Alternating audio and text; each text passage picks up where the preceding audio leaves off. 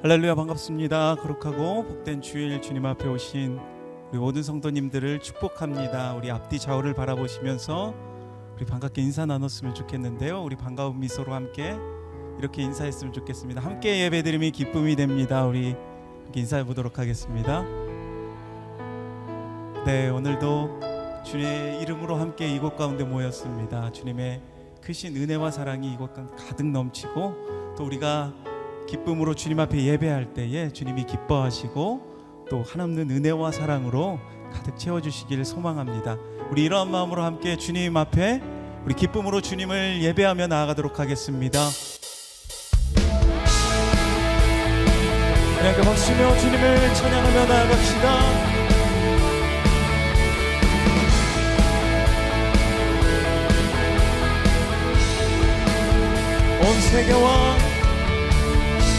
온 세계와 열방 가운데 예수와 같은 이름 없네. 죄악과 어두운 세상 유일한 소망, 예수와 비교할 수 없네. 종을 구원할 이름 예수, 그 발 앞에 엎된 우상 무너지리. 영광의 이름 예수 찬양하리. 처음과 나중 되신 주 영광의 경배하리. 온 세계와 열방을 구원하실 주. 아멘.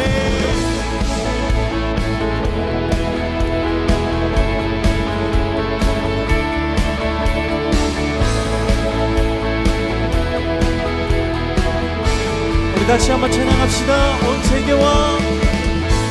온 세계와 열방 가운데 예수와 같은 이름 없네. 죄악과 어두운 세상 유일한 소망, 예수와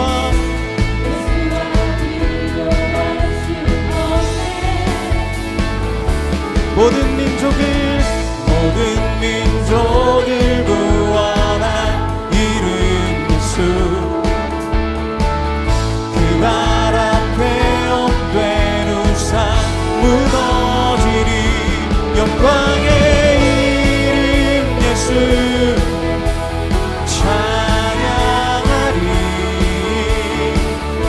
처음과 나중 되신 주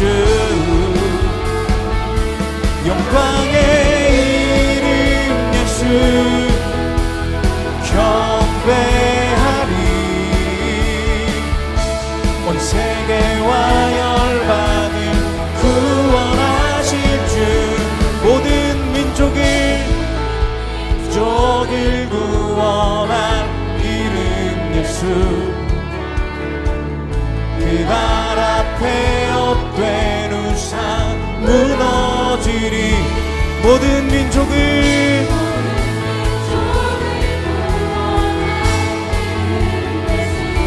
그 발 앞에 엎된 우상 무너지리. 영광의 이름 예수 찬양하리. 처음과 나중 되신 주 영광의 이름 예수 경배하리. 온 세계와 열방을 구원하실 주. 할렐루야. 우리의 소망 되신 주님께 다시 한번 우리 감사와 경배 박수 드립시다.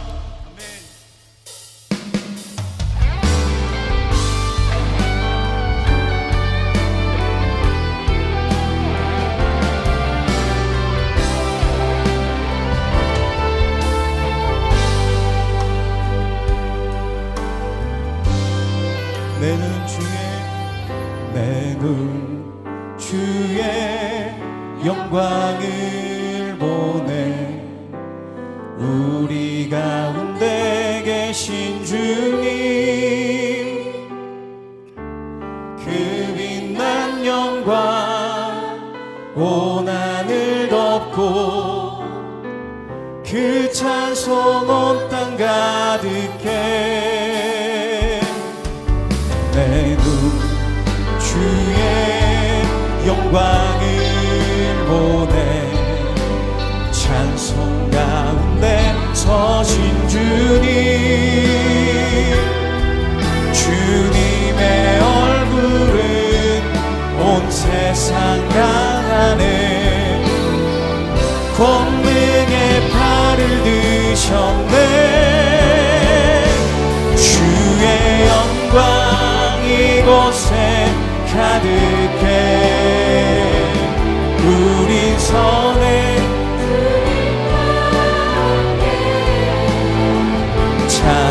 찬양하며 우리는 전진하리. 모든 열방 주 볼 때까지. 우리 다시 한번 고백합시다. 내 눈 주의 영광을 보네. 우리 가운데 계신 주님, 그 빛난 영광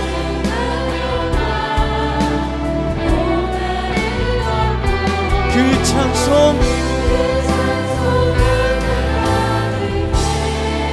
아멘. 내 눈 주의 영광을 보네. 찬송 가운데 서신 주님,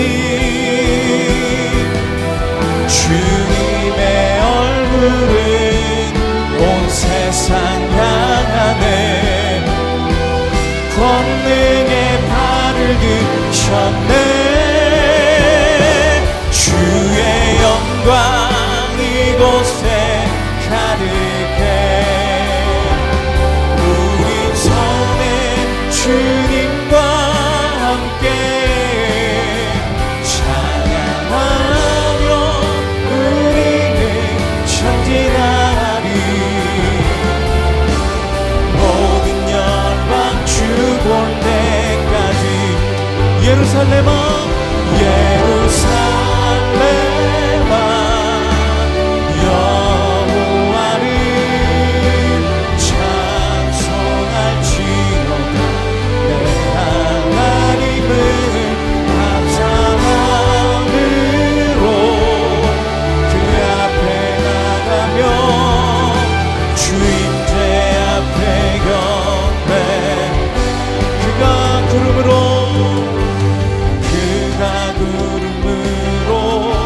하늘을 덮으시며 땅을 위하여 비준비하시니. 그가 구름으로 하늘을 덮으시며 땅을 위하여 비준비하시니. 우리 다 함께 두 손 들고 살레마 여호와를 찬송할지어다. 내 하나님을 감사함으로 그 앞에 나가며 주임제 앞에 경배. 예루살렘아 예루살렘아 여호와를 찬송할지어다. 내 하나님을 감사함으로 그 앞에 나가며 주임제 앞에 경배해. 모두 자리에서 일어나셔서 찬양하심으로 주일 예배를 하나님께 드리겠습니다.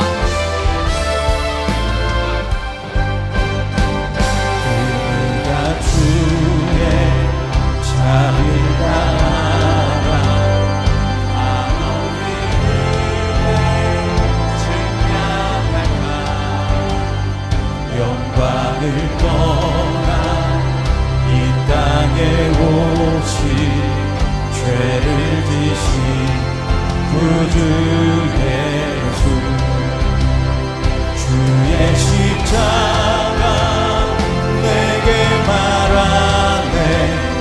영원이란 용납되네.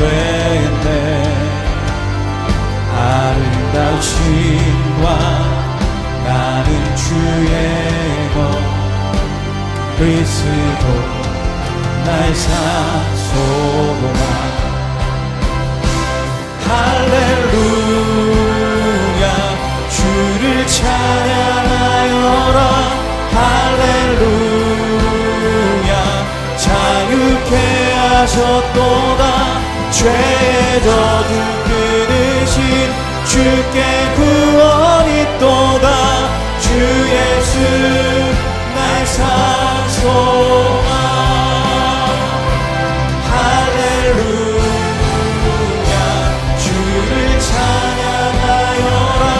할렐루야 자유케 하셨도다. 죄의 저주 끊으신 주께 구원이 있도다. 주 예수 나의 산소만. 그리스도 나의 산소만. 당신은 나의 산소만. 아멘.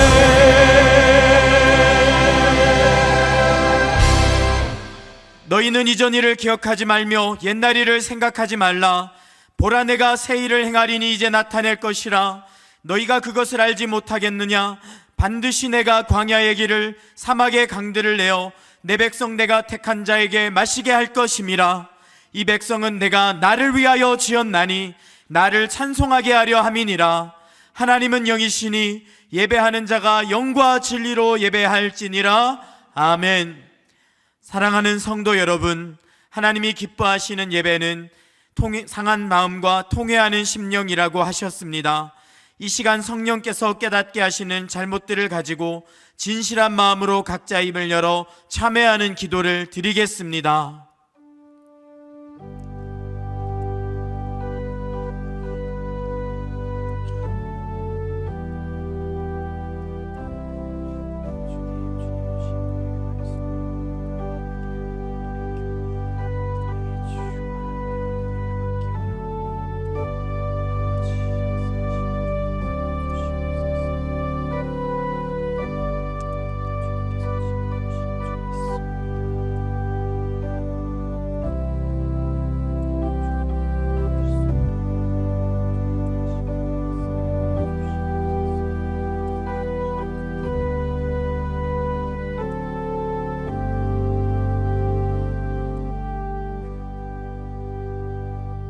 만일 우리가 우리 죄를 자백하면 그는 미쁘시고 의로우사 우리 죄를 사하시며 우리를 모든 불의에서 깨끗하게 하실 것이요.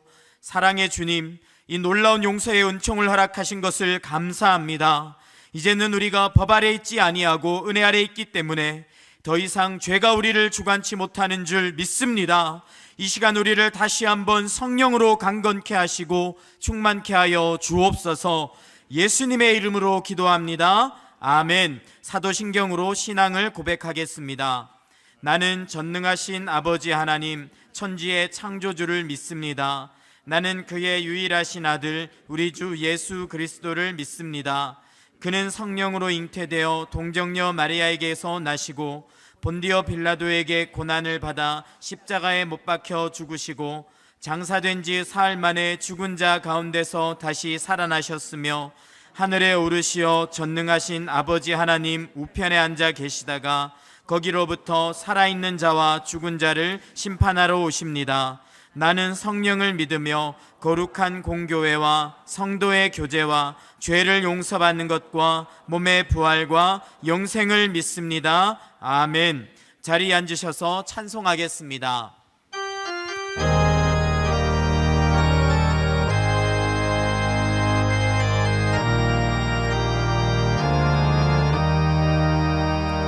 주님의 뜻을 이루소서.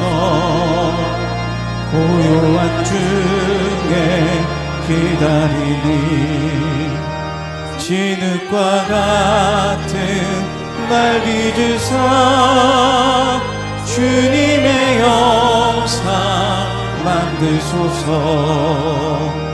주님의 뜻을 이루소서.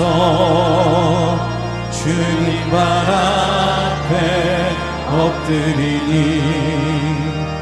나의 맘속을 살피시사 눈보다 크게 하옵소서. 주님의 뜻을 이루소서. 병들어 몸이 피곤할 때 권능의 손을 내게 펴사 강건케 하여 주옵소서. 주님의 뜻을 이루소서. 온전히 나를 주장하사 주님과 함께 동행함을 만민이 알게 하옵소서.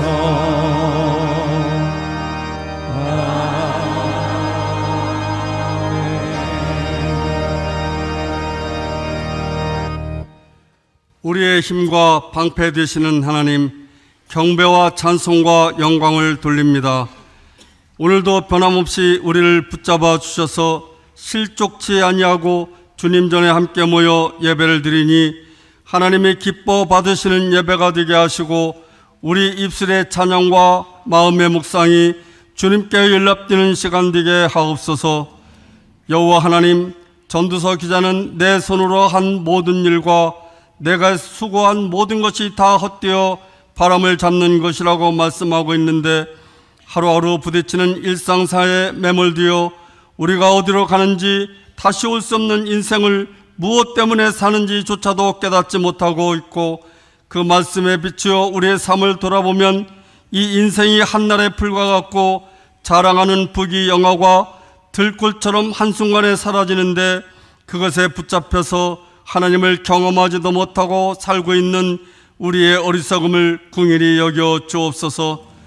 주님께서는 하나님의 아들을 믿는 것과 아는 일에 하나가 되어 온전한 사람을 이루라고 말씀하시는데, 계속 부딪히는 어려운 현실의 벽에 주님께 묻기보다는 인생의 경험과 세상 지식으로 해결하라고 기중한 인생을 허비하고 다람쥐 쳇바퀴 돌리듯 반복적으로 세상에 빠져서 허우적거리는 우리들의 자화상을 바라봅니다. 때가 되어 주님 앞에 섰을 때 내놓을 것이 없는 우리의 모습을 불쌍히 여기시고 믿음의 눈을 들어 하나님을 바라보고 소망 가운데 살아가는 은혜를 주시옵소서. 믿음은 들음에서 나며 들음은 그리스도의 말씀으로 말미암았느니라고 하셨는데, 말씀을 통하여 잊고 살아온 첫사랑의 은혜를 찾게 하시고 잃어버린 소망이 다시 살아나게 하시며 낙심한 자들이 의뢰받고 병든 자들이 회복되며 또한 마음 깊은 곳에서 물이 바다 덮음 같은 은혜가 밀려오는 귀한 경험을 하게 하옵소서. 역사의 주관자이신 하나님, 양심이 화인 맞아 죄를 죄로 느끼지 못하고 수치도 모르고 불의가 정의로 바뀌는 이 나라를 구원하여 주옵소서. 조국을 덮고 있는 어둠의 영을 몰아내고 정의와 공의가 강같이 흐를 수 있도록 하나님께서 이 나라를 통치하여 주옵소서. 불안한 오늘보다 안전한 내일을 기대하는 나라가 될 수 있도록 역사에 주옵주시기를 간절히 기도합니다. 교회 머리 되시는 예수님, 21년 전에 수지 사랑의 교회를 세우시고 이곳 광교의 더 사랑의 교회까지 인도하신 에베네셀의 하나님이 우리 교회를 통해 가르치고 치유하고 전파하는 사명을 잘 감당케 하심을 감사합니다. 가치관이 혼탁한 이 시대에 복음의 진리를 분명하게 전파함으로 우리 교회를 통해서 조국교회가 깨어나고 모세의 성막 위에 임했던 하나님의 영광이 더 사랑의 교회에 속한 모든 성도들의 가정과 사업과 직장 위에 임하는 것을 주의 백성들이 눈으로 볼 수 있도록 인도하여 주옵소서. 이제 무더운 7, 8월에 여름 사역이 시작됩니다. 미래 준비팀의 수련회와 해외 단기 선교, 국내 선교, 금요 비전 기도회 등 각종 사역에 성령님이 역사해 주셔서 다음 세대들이 예수님을 인격적으로 만나는 수련하게 되게 하시고, 특히 해외 선교를 통하여 비록 얼굴과 문화가 달라도 예수님의 뜨거운 심장으로 그 땅을 밟으며 주님의 시상으로 우리도 선교지를 바라보기를 원합니다. 그들에게 예수의 사랑을 나누게 하시고 주님께서 일하시고 주께서 일으키시는 것을 믿음의 눈으로 보게 하옵소서. 선교지에서 오직 주신 사명을 다하기 위하여 세상의 모든 소망을 포기하신 선교사님들과 그의 자녀들을 지켜주시고 그분들의 사역에 많은 열매가 맺혀 선교지에서 하나님 나라가 확장되는 은혜를 부어 주옵소서. 7월부터 연구월을 맞이하는 이인호 목사님에게 복음의 열정과 생명의 역사를 주셔서 말씀 준비와 하반기 목회 사역을 잘 계획할 수 있도록 탁월한 영성을 허락하여 주옵소서. 이 시간 말씀을 전하는 권성찬 선교사님께 성령이 충만하게 임함으로 선포된 말씀이 듣는 우리에게 거룩한 주님 앞에 신을 벗는 겸손한 심령들이 되어 말씀의 씨앗이 떨어질 때에 많은 열매가 맺히는 기름진 땅들이 다 되게 하옵소서. 예배를 듣는 찬양대와 할렐루야 성가들을 축복하셔서 부르는 찬양이 그들의 마음 중심에서 솟아나오는 진정한 감사의 찬양이 되게 하시며 듣는 우리들도 마음속으로 동일한 고백을 할 때 이 찬양을 받아 주옵소서. 감사와 찬송을 올려드리며 우리를 구원하시기 위해 십자가에서 죽으시고 부활하신 예수님의 이름으로 기도합니다. 아멘.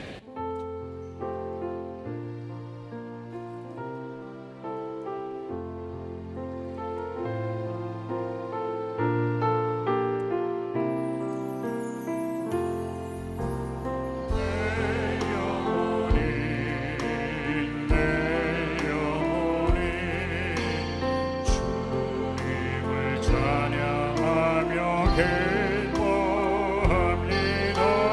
내 영혼이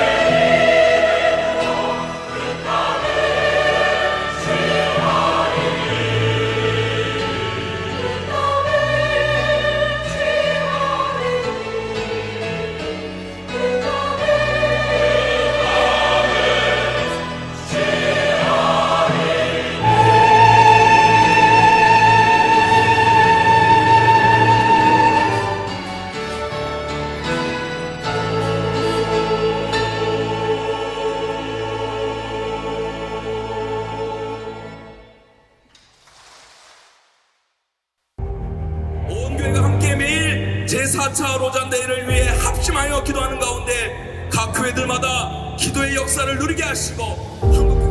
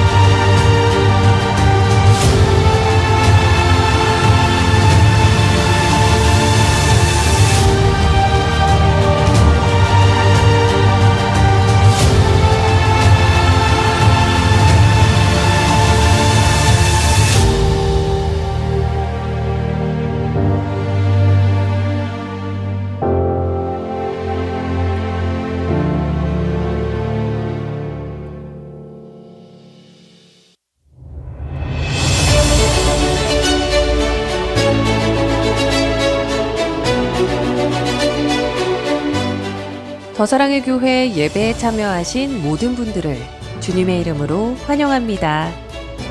새로 오신 분은 예배가 끝난 직후 3층 새가족실에 오셔서 등록해 주시면 감사하겠습니다. 가등록 후 담당 교역자의 등록 신방을 받으시면 정식 등록교인이 됩니다. 또한 주일학교 미취학 부서는 교회 본당 1층과 지하에서, 유년부에서 고등부까지는 교회에서 100m 떨어진 이음센터에서 진행됩니다. 이음센터 1층에는 성도들이 교제할 수 있는 이음 카페와 소그룹실들이 있고 기독 대안학교인 이음학교와 상담실도 운영하고 있습니다. 홈페이지를 통해 온라인으로도 새가족 등록을 하실 수 있습니다. 또한 주일학교와 훈련, 목양, 봉사에 대한 자세한 교회 생활 안내는 홈페이지를 이용해 주시기 바랍니다. 오늘 새가족방 강의는 일과입니다. 지난 주일 2024년 상반기 평신도 훈련 수료 예배에 351명의 수료생들이 함께 모여 진행되었습니다. 한 학기 동안 믿음으로 성장하게 하신 하나님의 은혜에 감사하고 찬양하는 시간이었습니다. 하반기에도 많은 훈련생들이 모집되고 훈련받을 수 있도록 많은 관심과 기도를 부탁드립니다. 오늘 1부부터 5부 예배는 한국해외선교회 권성찬 선교사님께서 말씀을 전해주십니다. 오늘 드리는 비전 헌금은 4차 서울-인천 로잔대회와 여름사역 후원을 위한 선교 헌금으로 드립니다. 성도님들의 많은 참여를 바랍니다. 올해 9월에 열리는 로잔대회를 앞두고 한국교회가 연합하여 기도하는 7.14 기도대성회가 다음 주일 저녁 7시 용인 제1교회에서 있습니다. 이인호 목사님께서 강사로 섬기시며 이번 기도 대성회는 전국에서 동시에 진행됩니다. 교회에서 버스는 오후 6시 10분에 출발하며 가급적 대중교통 및 카풀을 이용해 주시기 바랍니다. 한여름밤의 금요 비전 기도회가 금요일 저녁 8시 본당에서 진행됩니다. 이번 주 강사님은 시강교회 이정규 목사님이십니다. 안녕하세요. 더 사랑의 교회 성도 여러분. 저는 시광교회를 섬기고 있는 이정규 목사라고 합니다. 우리의 삶이 어떻게 하면 가치 있고 낭비되지 않고 허비되지 않고 의미 있는 삶을 살 수 있을까? 이런 것들을 말씀을 통해서 여러분들하고 나눠보고 싶습니다. 큰 은혜와 유익이 있었으면 좋겠습니다. 감사합니다. 2025년 의료선교 단원 모집, 담임 목사 및 교역자 동정은 주보를 참조해 주시기 바랍니다. 할렐루야. 예배 자리에 나오신 성도님들 환영하고 축복합니다. 옆에 분들과 함께 인사로 교제 나누겠습니다. 사랑합니다. 축복합니다. 사랑합니다. 축복합니다. 주일 예배에 처음 나오신 분들을 기쁨으로 환영합니다. 등록하시거나 안내를 받기 원하시는 분들은 예배 후 3층 새가족 등록실로 오시면 필요한 도움과 안내를 받으실 수 있습니다. 오늘 예배는 선교 후원 주일로 드립니다. 우리가 드린 하나님 앞에 드린 헌금은 로잔 대회와 또 선교 사역을 위해서 귀하게 사용됩니다. 많이 동참해 주시기를 바랍니다. 1층에서 마당에 선교 후원 바자회도 진행되고 있습니다. 꼭 방문하셔서 선교를 위한 큰 사역에 동참해 주시기를 부탁드립니다. 계속 진행되는 금요 비전 기도회와 다음 주에 있을 7.14 기도 대성회에도 성도님들께서 한마음으로 동참해 주시기 바랍니다. 오늘 우리에게 주시는 하나님의 말씀은 신약 성경 요한복음 21장 17절 한 절의 말씀입니다. 한 목소리로 합독하도록 하겠습니다. 세 번째 이르시되 요한의 아들 시몬아 내가 나를 사랑하느냐 하시니 주께서 세 번째 내가 나를 사랑하느냐 하심으로 베드로가 근심하여 이르되 주님 모든 것을 아시오매 내가 주님을 사랑하는 줄을 주님께서 아시나이다. 예수께서 이르시되 내 양을 먹이라. 아멘. 이 시간 권선찬 선교사님께서 나오셔서 말씀 전해 주실 텐데요. 한국 해외 선교의 대표로 섬겨주고 계십니다. 뜨거운 박수로 환영해 주시기 바랍니다.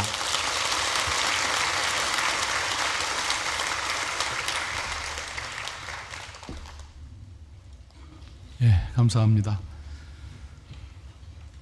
여러분 중에 함께 신앙생활하던 순원 한 분이 부득이 지방으로 가게 돼서 여러분에게 집사님 뒷일을 좀 부탁할게요 이렇게 말씀한다면 그 뒷일이라는 것이 어떤 의미인지를 누가 알겠습니까? 아마 그분과 함께 교제했던 지금 부탁하고 있는 당사자만이 알 수 있겠죠. 다른 사람들은 그 뒷일이라는 것이 무엇인지 두 사람 사이에 알 수가 없겠죠. 집안 청소를 다 못하고 급히 떠나니 좀 나머지 청소를 더 해달라고 부탁하는 건지, 아니면 좀 더 길게는 그 두 분이 아주 가까웠고 떠나는 분의 부모님이 요양원에 계신데 늘 함께 가서 기도를 했던 사이라면 이제 본인이 떠나니 계속해서 매주 한 번씩 가서 좀 우리 부모님을 위해서 기도해 주세요. 뭐 그런 의미도 될 수 있고, 아무튼 그 뒷일이라는 것이 두 분 사이의 맥락 속에서 이해가 될 것입니다.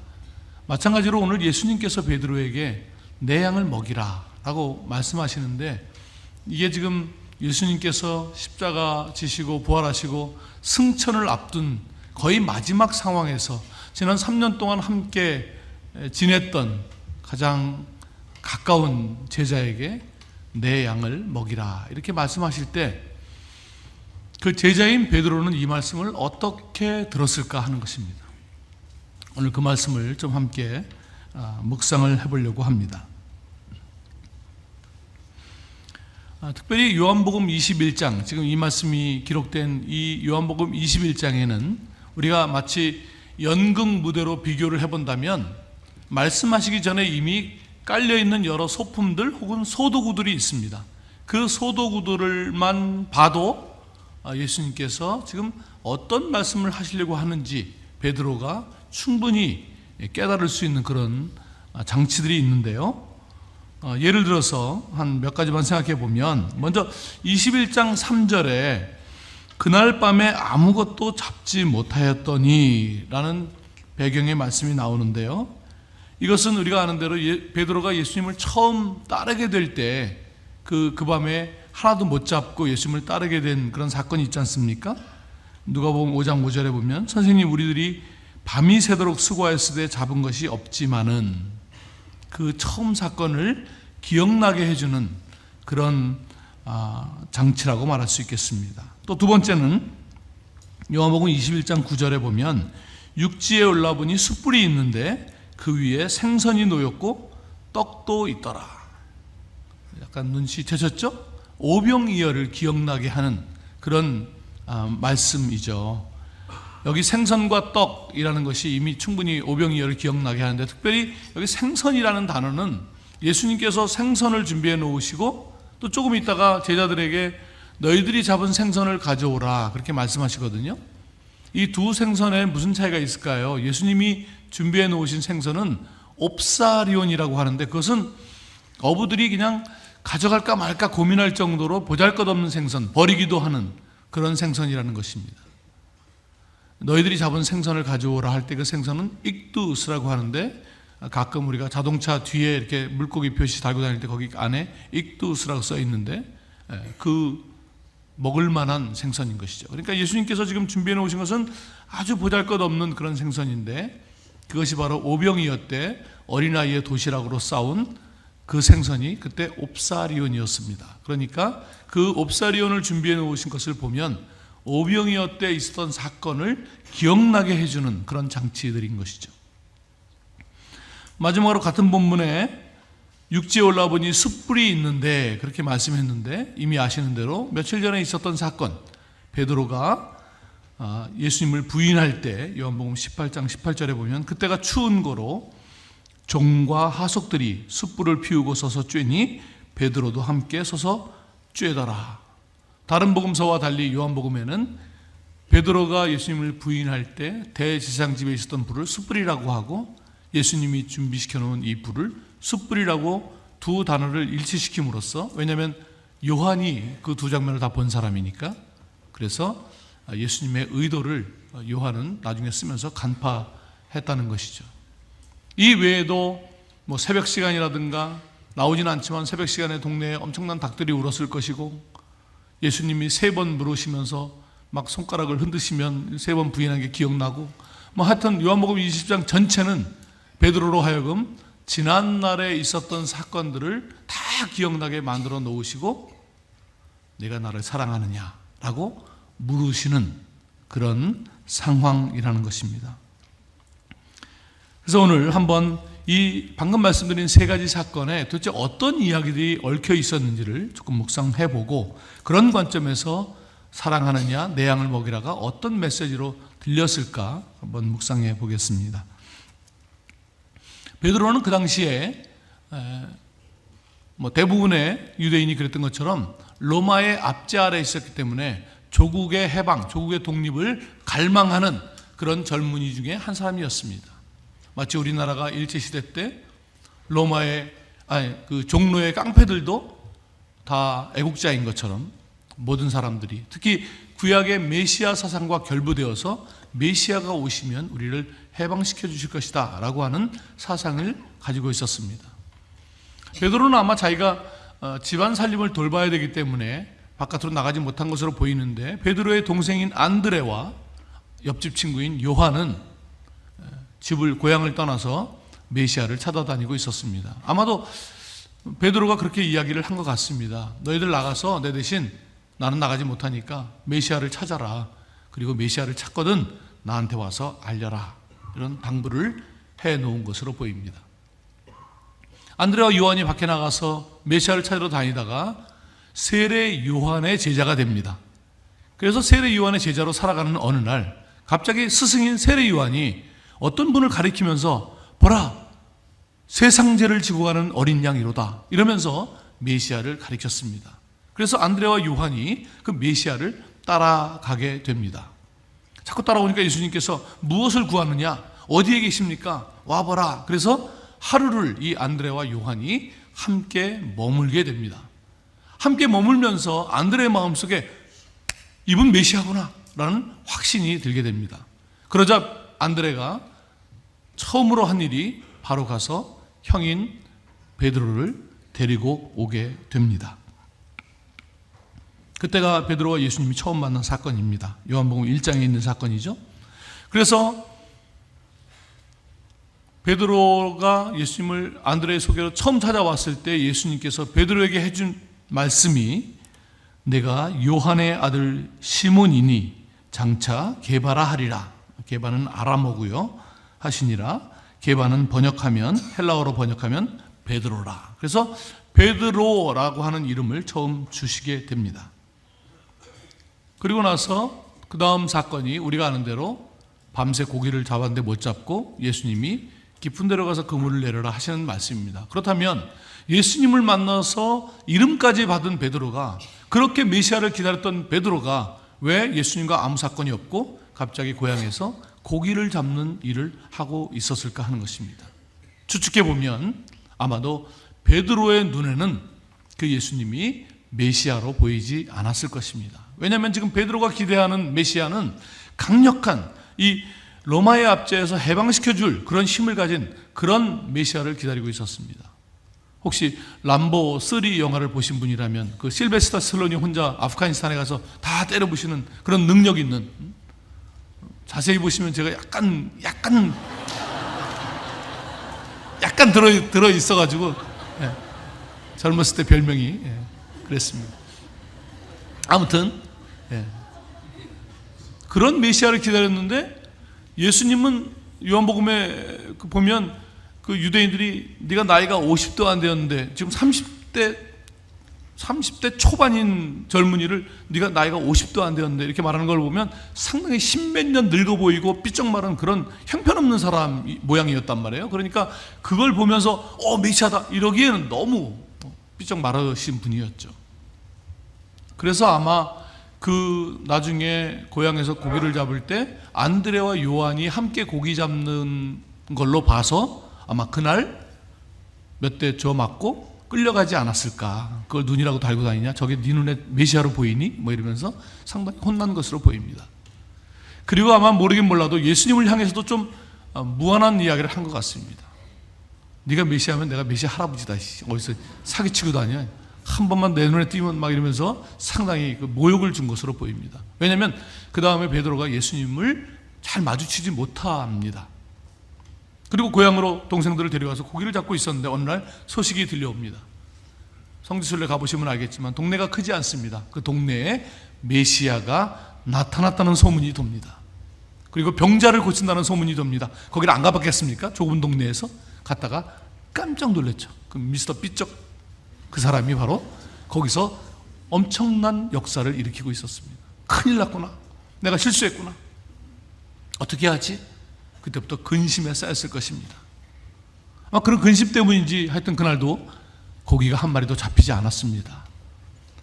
와서 아침에 그물을 씻고 있는데 저쪽에서 그분께서 큰 군중을 이끌고 쿵쿵쿵 걸어오기 시작했습니다. 아마 그 걸어오는 쿵쿵 소리보다 베드로의 심장 소리가 더 컸겠죠? 큰일 났다. 그래서 숨은 것으로 보입니다. 예수님께서 가까이 오셔서 거기 배가 있었는데 이 배를 좀 띄워주시오 이렇게 이야기합니다.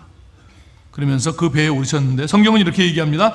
예수께서 한 배에 오르시니 그 배는 시몬의 배라. 육지에서 조금 떼기를 청하시고 앉으사 배에서 무리를 가르치시더니. 기가 막힌 우연 아니겠습니까? 예수님께서 오셔서 그냥 올라갔는데 베드로의 배였습니다. 이게 우연일까요? 예수님은 무서운 분입니다. 조심하셔야 됩니다. 그냥 남자답게 하려면 와서 그냥 바로 가서 뒤통수 한 대 딱 때리고 지난번에 실수했지? 잘못했다 그래? 네, 잘못했습니다. 따라와. 이러면 끝나는 문제인데 계속 사람을 조이는 거예요. 어쩌면 지금도 여러분을 조이고 있는지 모르죠. 예수님께서 태연히 배에 올라가서 그 베드로의 배인지 모르는 것처럼. 여러분, 이게 만약에 베드로가 예수님이 아니었다면, 자기가 실수한 예수님이 아니었다면 순순히 배를 내줬겠습니까? 어부들에게 배가 얼마나 신성한 물건입니까? 저는 서해 최북단에서 근무 생활을 했는데, 군인 생활을 했는데, 그때 막 이렇게 어부들을 통제하는 일을 가끔 하긴 했었거든요. 그러면 어부들이 자꾸 북한 쪽으로 자꾸 넘어가요. 그러면 막 깃발 흔들고 호루라기 불고 막 빨리 넘어오라고, 가지 말라고 또 막 어부들이 곤조가 있어갖고 막 계속 안 넘어오고, 그러다가 나중에 이제 늦게 오면 저희도 이제 화가 나니까, 저희가 또 혼나니까 배를 발로 빵 차면 그 배를 발로, 이 배 말고요, 그 배를 뻥 발로 찬 것 때문에 싸움이 벌어집니다. 왜냐하면 그 사람들 굉장히 아끼는 물건이니까, 신성, 자기네 생업이니까. 그런데 예수님이기 때문에 할 수 없이 아마 동생한테 야 빨리빨리 띄워드려, 빨리 강의 끝나고 가시게. 그리고 숨어 있었던 것으로 보입니다. 그런데 강의를 마치시고 주님께서 베드로에게 딱 오셨습니다. 그리고 말씀하셨습니다. 깊은 데로 가서 그물을 내려 고기를 잡으라. 우리는 자꾸 이것을 너무 헌신용으로 말씀에 의지하여 그러는데, 사실 베드로의 그때 뉘앙스를 보면 영어로 therefore you say so. 선생님, 제가 밤새도록 고기를 잡았는데 고기가 없는데, 그런데 저 기억나시죠? 지난번에 제가 좀 실수했는데 당신이 그렇게 말씀하시니, 딴 사람 같으면 죽었는데 당신이 그렇게 말씀하시니 고기는 없을 것이고, 이상하게 오늘 지금 내려도 없는데 지난번에 제가 실수했으니 이번에 선생님이 저한테 실수하니까 이걸로 퉁치죠. 뭐 이런 느낌으로 가서 그물을 던진 것이죠. 그런데 엄청나게 고기가 잡히게 됩니다. 예수님의 메시지는 이런 겁니다. 넌 너의 비전이 되게 거룩하다고 생각하지? 막 조국을 위한 비전, 엄청난 비전을 이루어야 되는데 내가 너무 약하다고 생각하지? 그럼 내가 너에게 물고기를 주면 그거를 담을 수 있는 배는 준비가 된 거야? 2배로도 잠기게 되었더라. 그렇게 성경이 되어 있습니다. 오늘날 기독교는 이렇게 해석하죠. 그러니 여러분, 우리가 주님이 부으실 수 있도록 큰 배를 준비해야 됩니다. 할렐루야, 아멘. 제가 볼 때는 타락한 기독교의 메시지입니다. 긍정의 힘 따위의 메시지죠. 만일 베드로가 원양어선을 가지고 있었다면 저는 주님께서 물고기를 더 창조해서라도 기필코 그 배를 빠뜨려 버렸을 것이라고 생각합니다. 왜냐하면 주님은 지금 베드로가 가진 엄청난 비전을 이루기 위해서 이 땅에 오신 것이 아니라 하나님 아버지의 뜻을 이 땅에 이루시기 위해서 오신 것이고, 베드로가 할 일은 자기의 비전을 이루는 주님을 만나는 것이 아니라 자기의 생각을 내려놓고 주님의 뜻을 이해하고 그 뜻에 맞는, 그 주님의 하나님의 뜻에 맞는 사람으로 변화되는 것이 필요하기 때문이죠. 그 주님께서 말씀하십니다. 내가 너를 사람을 낚는 어부가 되게 하리라. 네 비전을 이루는 것이 아니라 하나님의 꿈이 이 땅에 이루어져야 되는데 거기에 참여하는 사람으로, 거기에 적절한 사람으로 네가 변화되는 것이야. 우리가 하나님을 가지고 있는 것이 아니라 하나님께서 하나님의 뜻을 이 땅 가운데 이루시기 위해서 오늘 우리를 가지고 있는 것입니다, 여러분. 그렇게 빠져나가려다가 발목을 잡히면서 주님, 저는 죄인입니다. 저를 떠나소서. 그러면서 그때부터 자기 것을 버려두고 주님을, 원래 기다렸던 사람이니까 주님을 따르는 일을 시작하게 되는 것이죠. 이제 우리의 비전이 아니라 하나님의 뜻을 이해하고 그 뜻을 이루는 데 적합한 사람으로 우리가 변해가야 한다는 것을 베드로가 알았습니다. 그리고 베드로는 주님과 함께 다니기 시작합니다. 주님을 경험하면 경험할수록 정말 주님은 메시아입니다.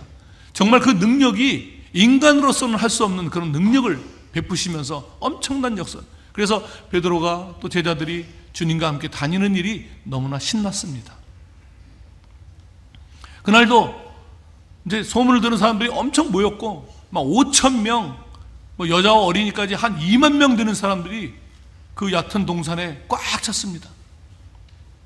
주님께서 막 일일이 병자들을 고쳐주시고 귀신을 쫓아내시고 막 사역하는, 옆에서 제자들이 그걸 보면서 얼마나 기뻤겠습니까? 막 기쁨에 도취해서 가다 보니까 시간이 벌써 저녁 시간이 되었습니다. 제자들이 선생님, 벌써 시간이 꽤 됐네요. 사람들 보내야 집에 가서 밥을 먹을 것 같습니다. 그럼 주님께서 시간이 벌써 그렇게 됐냐? 빨리 가네? 뭐 이렇게 말씀하셔야 되는데, 갈 것 없다. 너희가 먹을 것을 주라. 이렇게 말씀하셨습니다.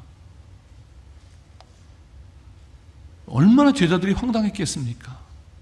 실감이 안 나시죠? 여러분 이렇게 생각해 보십시오. 더 사랑의 교회가 이 건물 갖고 있고 또 옆에 또 있죠? 있다고 제가 들었어요. 근데 너무 부흥해가지고 이거 모자라. 이 정도의 건물을 하나 더 사야 돼. 아무리 생각해도. 그래서 여러분 중에 한 분이, 집사님이 가셔갖고 목사님 면담하시죠. 목사님, 저쪽 건물 조금 빚 남아 있는 거 아는데요. 그래도 지금 사람들이 이렇게 많이 왔는데 저 저 건너편에 있는 저 건물 우리가 사야 되지 않겠습니까? 그때 목사님이 집사님이 사십시오. 이런 황당함이 지금 제자들에게 있는 거예요. 지금 2만 명이 모였는데 너희가 먹을 것을 주라. 무슨 그동안 무슨 봉급을 주신 것도 아니고 지금 겨우겨우 하루하루 먹고 사는데 무슨 어떻게 하라는 겁니까? 제자들이 합심해서 주님께 주님 지금 말도 안 되는 말씀하십니까? 그래야 되는데 또 그 중에 일부가 또 순수파가 있어가지고 베드로의 동생 안드레 주님 여기 오병이어 있는데요. 더 나빠 그런 순수파들 합심해갖고 지금 싸워야 되는데 주님하고 주님도 아마 그랬을 겁니다. 안도 너 대단하다가 아니라 참 너 정말 그래 참 순수하다 뇌가 순수해 뭐 이러면서 받으셔가지고 면박 주지 않고 받으셔가지고 사람들을 앉히고 그리고 제자들에게 갖다 주라고 주기 시작하는데 이게 웬일입니까? 주님 품에서 계속 나오는 거죠. 계속 나오는 거예요. 그동안 의심했던 베드로가 그 눈앞에서 깜짝 놀라는 것입니다. 아니 이게 가능하다고? 아무리 주님이지만 이게 뭐야 이거? 여러분 우리 성도들의 또 저 같은 사역자들의 기쁨은 하나님께서 일으키시는 놀라운 기적을 사람들에게 나누는 일입니다. 여러분에게 있는 어떤 것이 주님의 기적이 아니겠습니까? 그것을 기적으로 알고 사람들에게 기쁨으로 나누는 일이죠. 흥분이 됩니다. 목소리도 하이톤으로 올라가고 막 기쁨이 넘치죠. 여러분 밀고 그러지 마세요. 계속 나옵니다. 다 먹을 수 있어요. 이따가 갈 때 보자기 준비하세요. 싸가질 수 있습니다. 막 사람들한테 막 친절하게 이야기를 했겠죠. 한두 번이었으면 그렇게 기쁘다 끝났을 텐데 이게 사람이 많다 보니까 또 받아서 나르고 또 받아서 나르고 자꾸 하다 보니까 이게 반복하다 보니까 약간 이런 생각이 들어요. 이게 지금 주님께서 기적을 주실 때 기적이 일어나는 건가? 아니면 내가 받을 때 기적이 일어나는 건가? 그래서 내가 요렇게도 한번 받아보고 요렇게도 받아봤는데 요렇게 받을 때 좀 더 큰 빵이 나오는 것 같아 라고 신화를 쓰기 시작하는 거죠. 내가 한번 손에 스냅을 쥐면서 들어갔는데 빵이 빨리 나오더라고. 자기네 제자끼리 야 이렇게 봐 더 잘 나와 막 이러면서 인간의 신화가 쓸데없는 신화가 만들어지기 시작하는 것이죠. 내가 기적을 일으키는 것은 아니지만 그래도 그 기적에 내가 어느 정도는 내가 보탬이 되는 것 같아. 내 실력이 약간은 포함이 되는 것 같아 라고 착각하기 시작하는 거죠. 그렇게 되면 이제 힘이 들어가죠. 완장을 차게 되죠.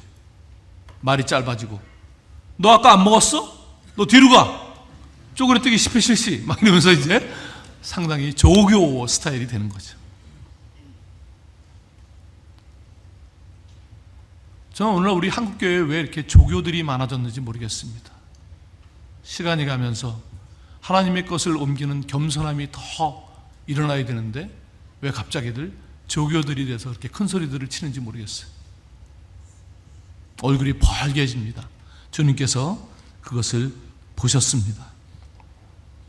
그래서 급히 중단을 시키셨습니다. 마태복음 14장 22절에 보면 예수께서 즉시 제자들을 재촉하사 자기가 무리를 보내는 동안에 배를 타고 앞서 건너편으로 가게 하시고 갑자기 중단을 시켜야 되는 상황이 발생한 거죠. 야 뒷마무리 내가 할 테니까 빨리들 건너가.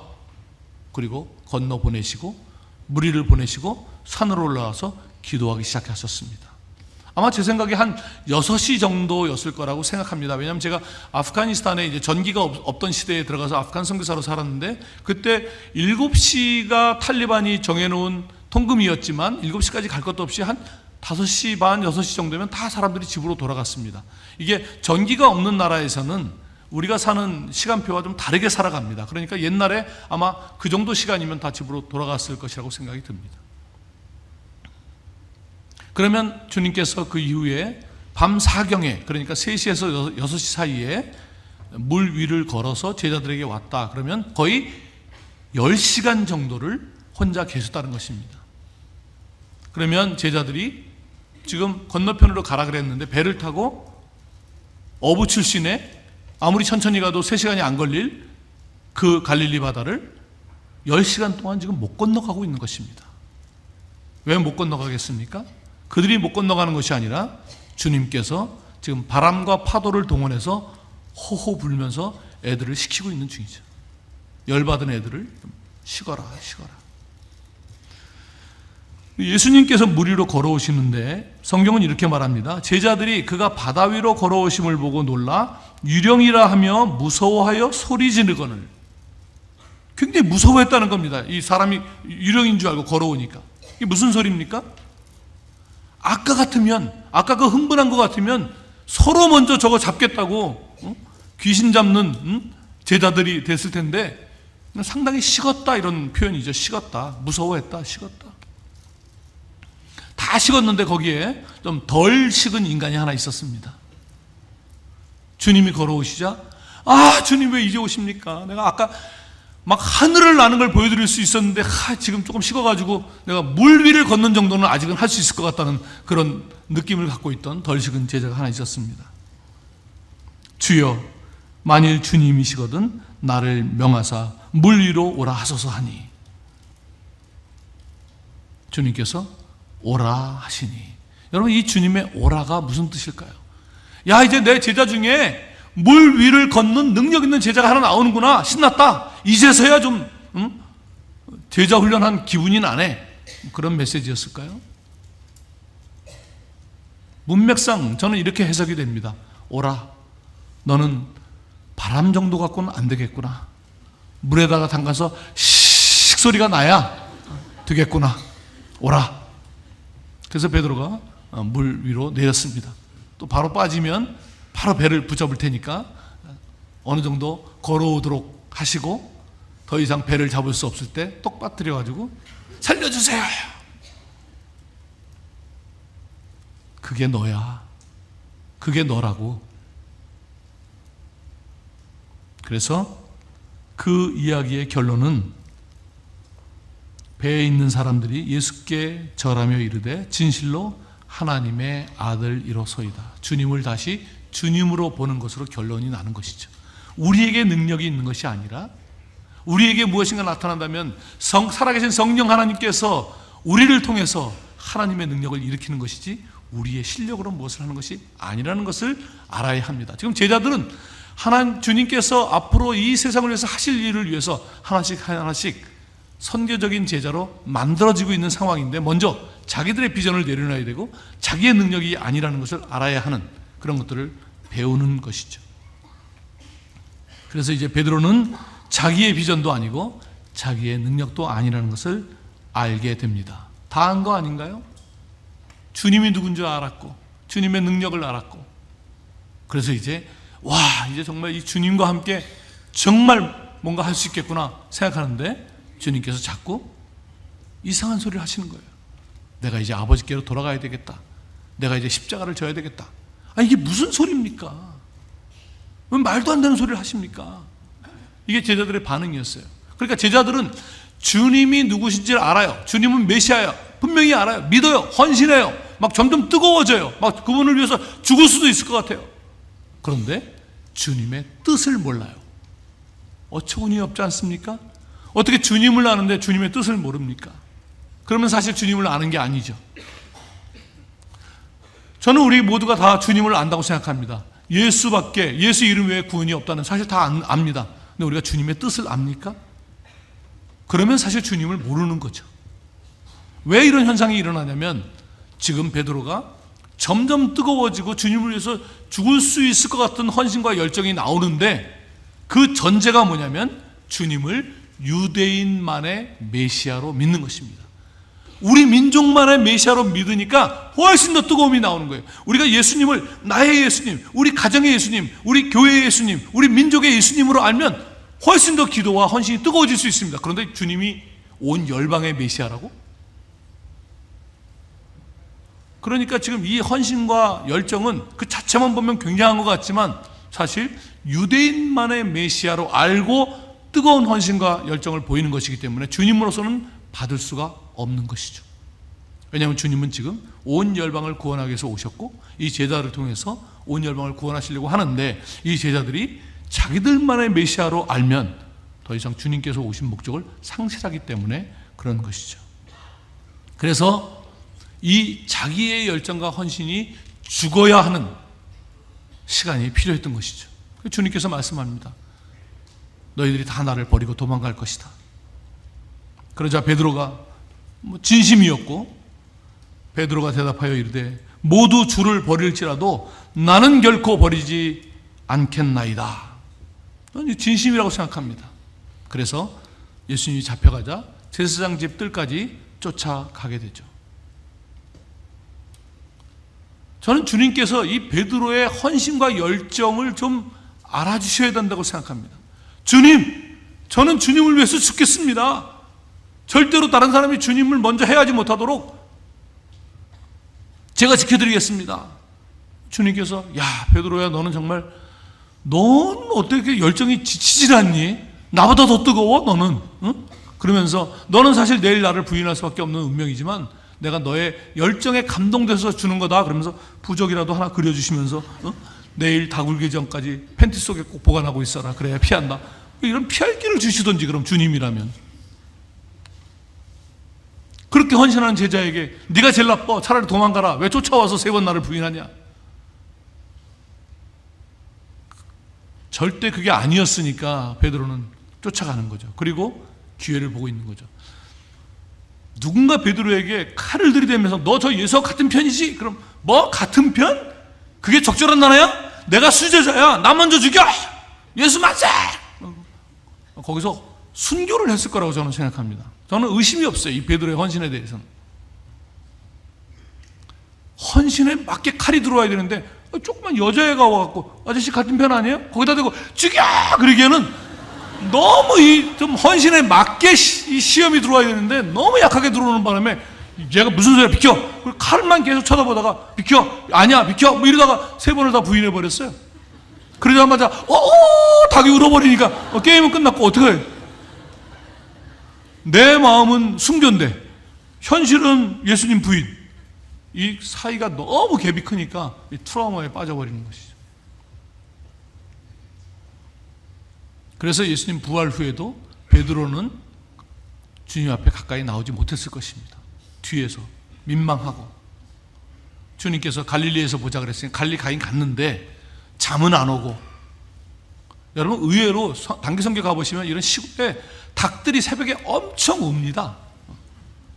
제가 아프간에 있을 때 정말 개소리 뭐 별소리는 다 적응을 하고 잠을 잘 자는데 마지막 우리 담 옆에 옆집 성대 나간 이상한 닭이 하나 있어가지고 그런 닭에 정말 끝까지 적응을 못하고 나왔는데 닭소리 정말 힘듭니다. 그러니까 뭐 잠이 안 왔겠죠. 트라우마에 걸려갖고 친구들한테 나는 잠도 안 오고 고기 잡으러 갈래. 그러니까 다른 친구들도 우리도 같이 가. 뭐 그래갖고 이제 그날 요한복음 21장에 지금 고기를 잡으러 갔는데 밤새도록 고기가 안 잡히는 거예요.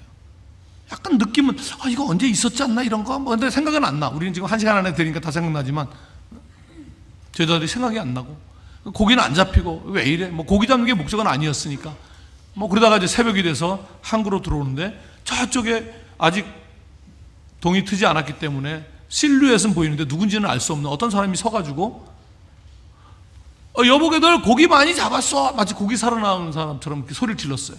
우리말 성경은 얘들아 너희에게 고기가 있느냐? 어디 새벽부터 반말을 합니까? 참 성경 번역을 이상하게 해. 나는 이거 진짜 보면 아무튼 그렇게 얘기하니까 이쪽에서 아이고 없어이다. 그러면 이쪽에서 아이고 고생들 했수다. 그러고 가야 되는데 갑자기 이 사람이 그 배 오른편에 그물을 던져보지 그래요.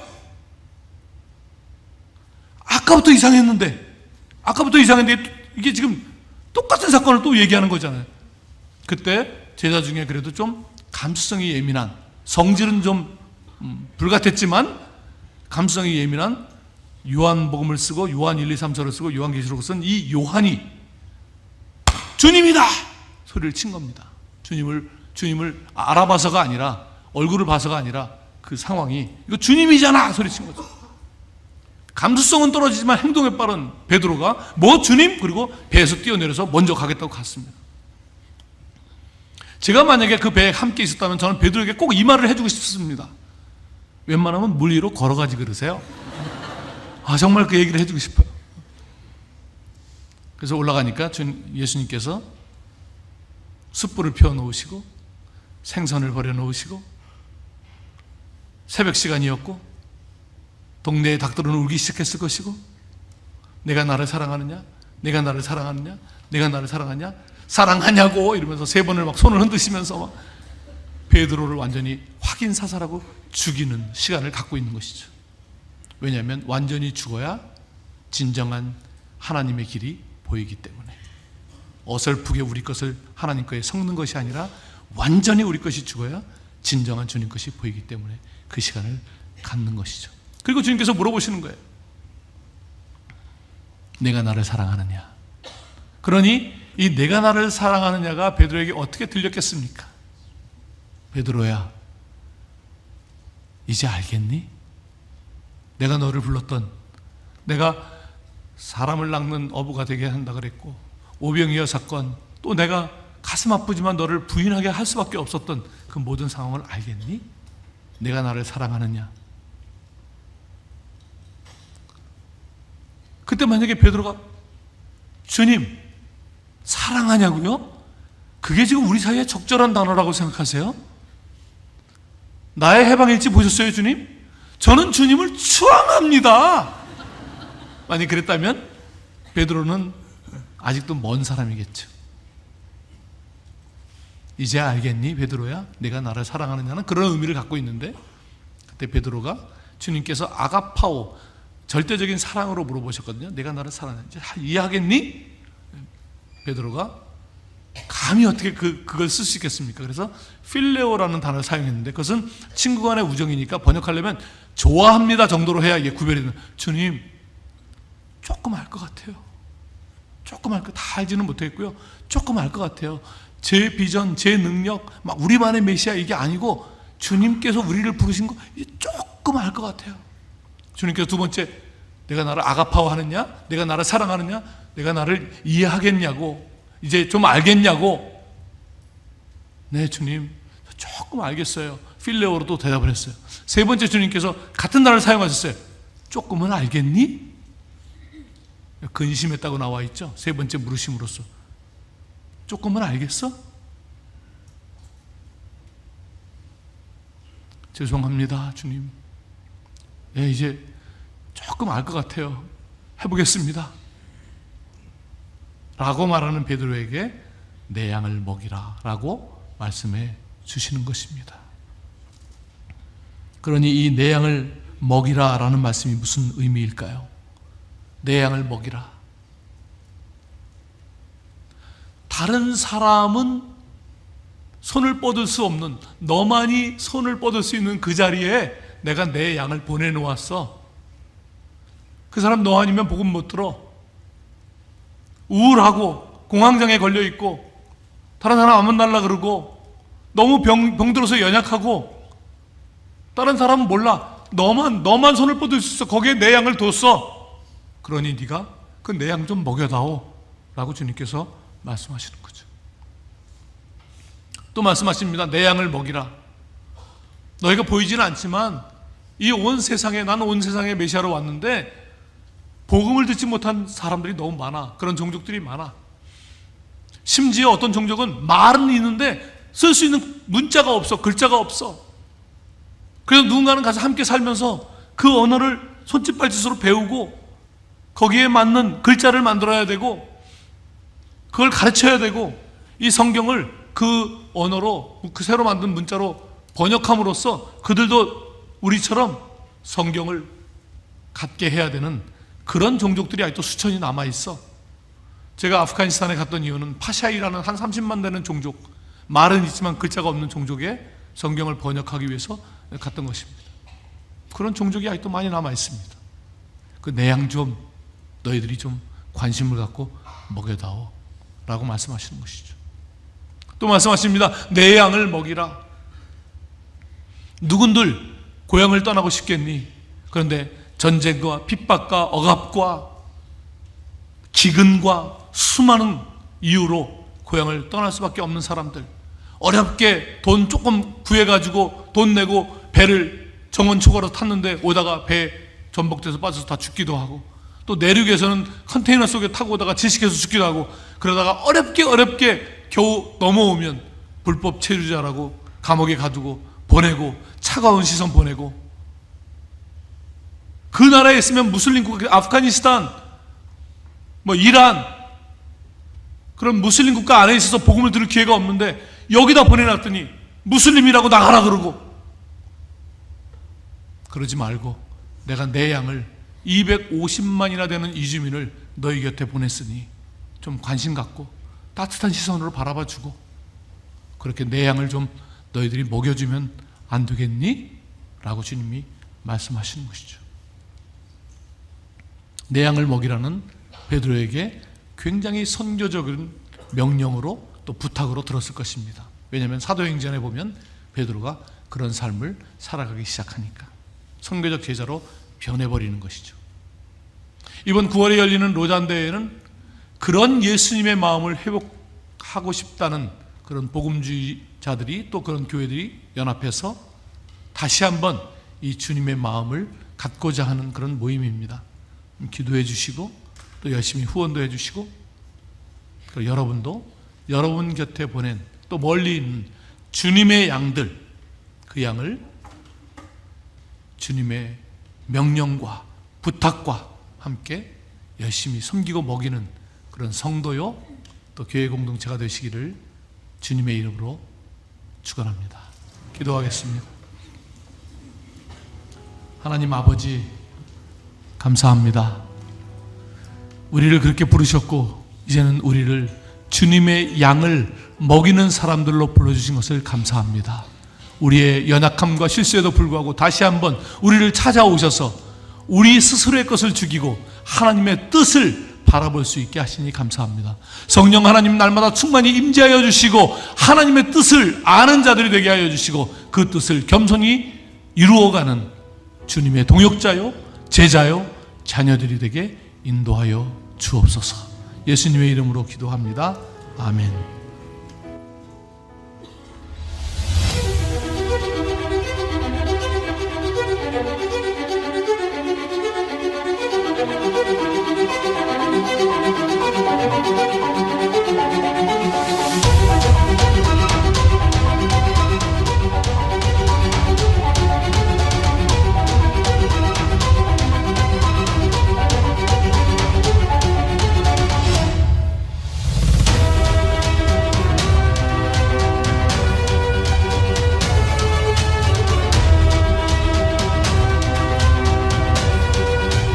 We want to do both this proclaiming the word and also showing in our lives the beauty of Christ, this declaring and displaying Christ. We want to do it together. And that's one of the main themes of the Fourth Congress.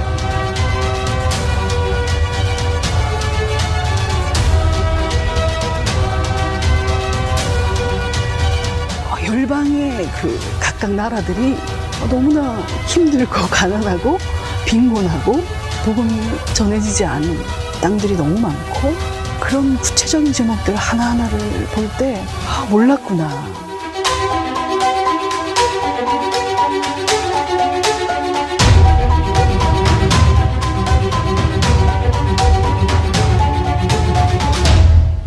전 세계 복음주의 지도자들이 모이는 제4차 로잔 대회를 한국교회가 섬기게 된 것은 하나님이 우리에게 주신 선물이자 소중한 기회입니다.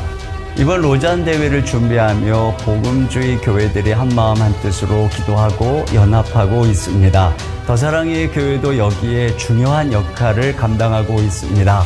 우리 성도님들께서도 마음을 모아 기도하며 기쁨으로 후원해 주시기를 원합니다.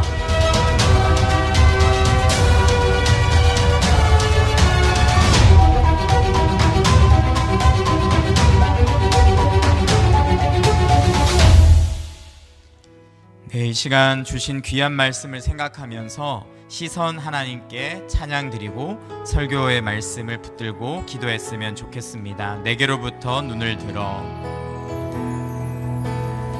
내게로부터 눈을 들어 주를 보기 시작할 때 주의 일을 보겠네.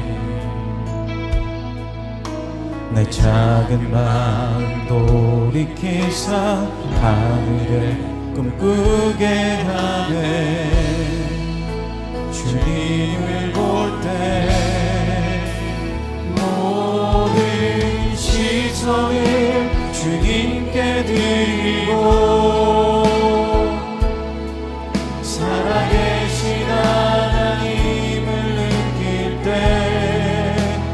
내 삶은 주의 역사가 되고 하나님이 일하기 시작하네. 성령이 나를 변화시켜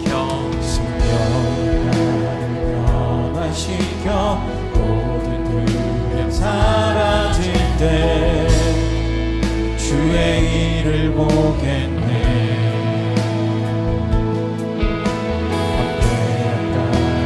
가운데서 주님만 알게 되리.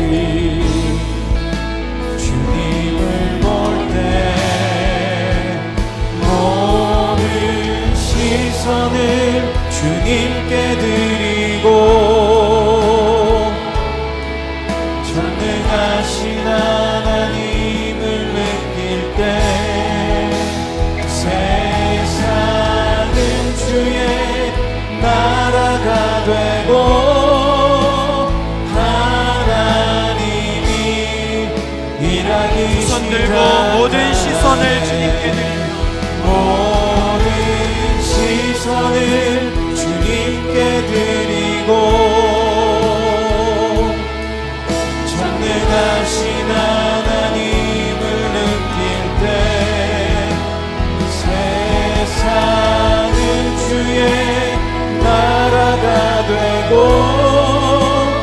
하나님이 일하기 시작하네. 함께 준비된 기도 제목 하나님 앞에 올려드리고 말씀을 붙잡고 기도하겠습니다. 한 목소리로 올려드리겠습니다. 우리의 비전, 우리의 능력이 아님을 깊게 깨닫게 하옵소서. 아멘. 주님이 우리만의 주님이 아니라 온 열방의 메시아임을 깨달아 주님의 뜻을 이루는 삶이 되게 하소서. 아멘. 복음을 듣지 못한 주님의 양들, 하나님의 말씀을 자신의 언어로 갖지 못한 주님의 양들, 고향을 떠나 우리 주위로 온 이주민이라는 주님의 양들을 먹이는 성도여 교회가 되게 하소서. 아멘. 이 시간 같이 한번 한 목소리로 기도하겠습니다. 하나님 아버지 감사합니다. 우리에게 귀한 말씀을 주셨습니다. 깨닫게 하옵소서. 하나님 정말 우리의 시선이 주님께로 향하게 하여 주시옵소서. 항상 우리 자신과 우리의 계획과 하나님 우리의 원함에 우리의 시선이 맞춰져 있습니다. 하나님 오늘을 그렇게 깨우셨던 것처럼 하나님 신실하게 깨우쳐서 하나님의 사람을 세워가실 것처럼 하나님 우리를 깨워주시고 우리로 보게 하여 주시고 주님의 뜻이 어디든지 분별하게 하여 주시고 하나님의 역사가 무엇인지를 하나님 깨닫게 하여 주셔서 하나님 이제는 내가 하는 것이 아니라 하나님께서 친히 행하시는 것들을 보게 하옵소서. 하나님께서 친히 하신 일들이 무엇인지 보는 눈이 열리게 하여 주시옵소서. 세계 열방을 보는 눈이 열리게 하여 주시고 하나님 우리의 필요와 우리의 소원을 넘어서 하나님 정말 이 땅의 필요를 보게 하여 주시고 하나님의 역사를 보게 하여 주시고 하나님 그렇게 하나님 우리 가운데 찾아와 있는 분들과니 우리가 같이 도와주고 하나님 성도들 이 삶을 이곳에서나 어디에 가서나 살게 하시고 하나님 나가서 복음을 전할 뿐 아니라 하나님 우리의 필요와 있는 분들에게 복음을 전하고 우리의 영적인 한 역사가 나타날 수 있는 아버지 축복하여 주시옵소서. 내 안에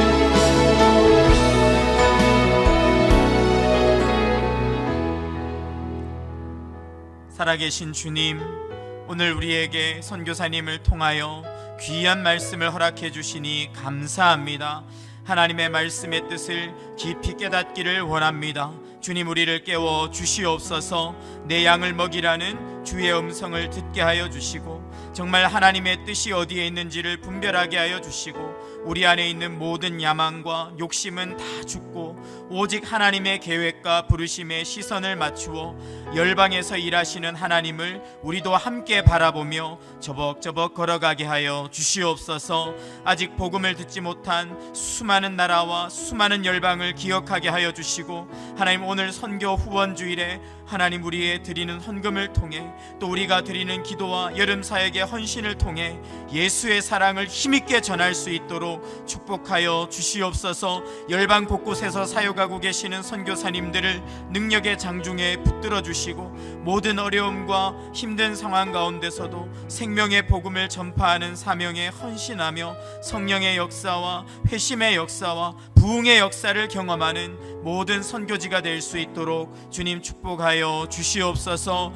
특별히 하나님 우리 주변에 복음이 필요한 자들이 있습니다. 복음 증거하는 삶 살게 하여 주시고, 또 이 땅 가운데 들어와 있는 수많은 이주민들을 향한 관심과 열정을 가지고 사역할 수 있도록 우리 교회에게도 큰 역사를 허락하여 주시옵소서. 주님께 귀한 예물을 이 시간 드립니다. 하나님께서 맡겨주신 줄 알고 주님 앞에 드리오니 우리의 드리는 모든 헌금을 통하여 크게 일하여 주시고, 특별히 로잔대와 선교를 위해 드리는 오늘 특별 헌금을 주님께서 받아주셔서 땅끝까지 복음을 전하는 일에 귀하게 쓰임 받도록 축복하여 주시옵소서. 하나님 앞에 모든 것 감사하며 올려드리오며 예수님의 이름으로 기도드리옵나이다. 아멘. 이 시간 준비하신 헌금을 하나님께 드리겠습니다.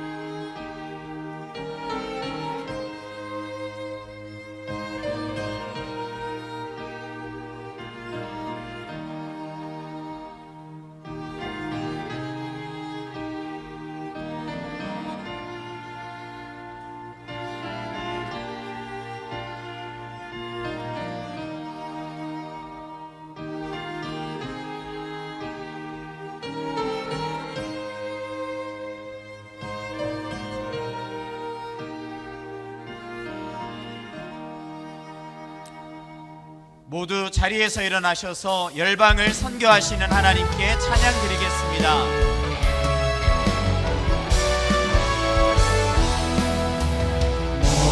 모든 민족과 만들 가운데 수많은 주 백성 모여내 주의 보혈과 그 사랑으로 백성 삼으셨네.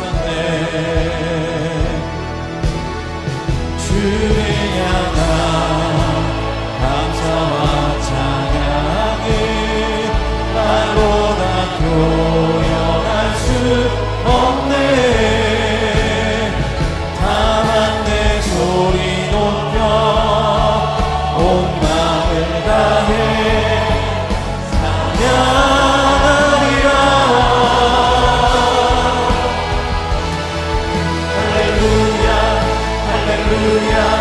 할렐루야 어린 양 할렐루야 할렐루야 주의 보혈 높으사 모든 족속 모든 방언 모든 백성 열방이 모든 영광 모든 존귀 모든 찬양 주께 모든 찬양 주께